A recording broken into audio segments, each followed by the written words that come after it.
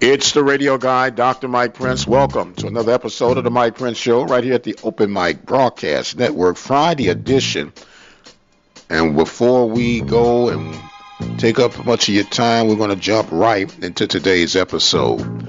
A lot going on today. The Panthers baseball program will be opening at Pine Bluff today. Huge game for the Panthers, trying to get back in the thick of things. 5-7 in conference play right now, 10-21 with the victory over U of H Victoria, 10-9 on the other day. And the Panthers are in striking position to try and make a move on its counterparts in the likes of Southern, Grambling, and Texas Southern. Those are the teams that are up ahead of the Panthers at this time. So they'll start off today and hopefully be able to avoid any bad weather for Saturday and Sunday to come back with the sweep. We want to give a congratulations to Gary Blackston. He was selected to represent the SWAC in the 3-on-3 tournament that will be starting tonight. Those guys have an opportunity to win $150,000, and so we know we're pulling for Brother Blackston on that. We're actually working on an interview with him for later on today before his competition that is selected to start tonight. So we are working on that expeditiously to hear from Gary Blackston. The Panthers are in the middle of spring football. They've actually moved their scheduled scrimmage up from 3 to 2 o'clock on Saturday. Don't forget you can join us here at the Open Mic Broadcast Network and hear firsthand from the ghost, Eric Dooley, on how things are shaping up throughout Pantherland as far as the gridiron is concerned. Bowling will be in action on tonight. They'll be hosting Stephen F. Austin in Houston. I'm still scratching my head on that. We have a brand new facility, and I had not been able to catch up with the powers to be to find out what would hinder us from hosting that event on the campus. Got the nice facilities. Hopefully all is well. But nonetheless, they'll be hosting Stephen F. Austin in the NCAA tournament's play-in on today. So we're wishing Coach Glenn White and the Panthers much love and success. And speaking of success, or should I say lack of success, the Alliance Football League has exited stage left, not even able to complete a full season. One of the major owners said enough is enough and I can't stand no more, and bowed out graciously. Can't say too gracious. $250 million is a lot of money to be throwing at a pipe dream. But nonetheless, it did not take off as projected that it would. Which brings up, what is the fate of the XFL as it begins to launch its second time around? And as you go through this and you figure football is definitely a passionate sport in America. There's no doubt about it. Football is the hot ticket. Baseball is the pastime, but football is the express ticket. And it is obvious that the NFL has a lock on who can and cannot pass through the gatekeepers. And with that being said, it made me begin to look at the formula that the Alliance tried, at least from outside looking in. And it makes one wonder, just because you have a lot of big name guys with some money to burn, if you would, you still have to have the proper plan.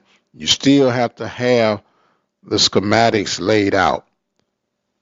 And I think that if these guys really want to promote football and create this minor league system, if you would, they might want to visit with some of these semi-pro organizations that have been in functionality for quite some time now, some in the case of 20 plus years, where you get guys who are literally paying to play, but is still a upper level of football, if you would. And maybe you could get together with the expertise that you have being an executive or CEO in professional athletics and merge with some of these organizations or some of these leagues, as a fact, and with a little tweaking, because these guys have found something that works, that keeps them in existence. Now, yes, they play under the radar. Yes, it's not as clean as you would like it to be, but let's be honest, was Alliance League that clean? I think I may have watched 2 games, and if you put them together, I may have watched 3/4 throughout its entirety. But whatever the case would be, you got a lot of factors that I think were going against you to be successful. Number one, you're trying to piggyback off of cities that already have professional football and playing in venues that are quite honestly too big. I think that if you're going to try to run a quote unquote minor league system, you need to adopt some of the techniques that baseball has done and even the D League basketball for the NBA has done in order to have some marginal success. I think if you look at the blueprint that some of these semi-pro teams are using, they use high school facilities. Maybe you can upgrade to a small college facility. You still have the capacity of making a little bit of money. You won't be making as much money. These guys on the semi-pro level, they're willing to pay to play. And I'm pretty sure with the expenses that were incurred to get this league off the ground in the sake of the alliance, you could spend a fraction of the money that you've spent to invest or create some type of partnership with some of these semi-pro teams that are all over the country, I might add, and almost have a cream of the crop group. I'm not saying you go out there and partner up with all of them, but sit down, interview, cross-examine, find out who's what and where is where.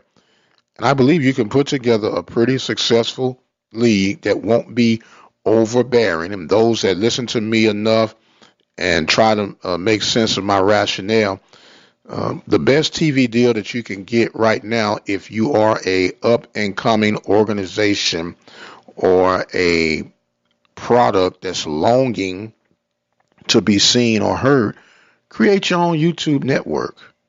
I mean, you got all the 21st century technologies available to you. And I'll talk a little bit more about that on another show. But get together with that. You can spend marketing time and dollars, but not nearly as much when you understand what the goal is. Number one, no matter how hard you try, the NFL has football on lock, and you're not going to crack that barrier. So you have to accept that. But then you have to also accept the fact that there is still a love and a window, be it may be small, for football. And you have to take those situations and maximize them. And maybe someone can get this thing back on course. The next one up will be the XFL. We'll see how things pan out. And speaking of panning out, I'm about to exit stage left on today. Want to remind you for our social media handles, Instagram, Facebook, and Twitter are at The Mike Prince Show. The YouTube channel is Open Mic Broadcast Network. The website, obnradio.com. And our 24-hour dial-in message line, 713-570-6736. Enjoy your weekend. Until the next time, you guys be blessed, and we'll see you on the other side.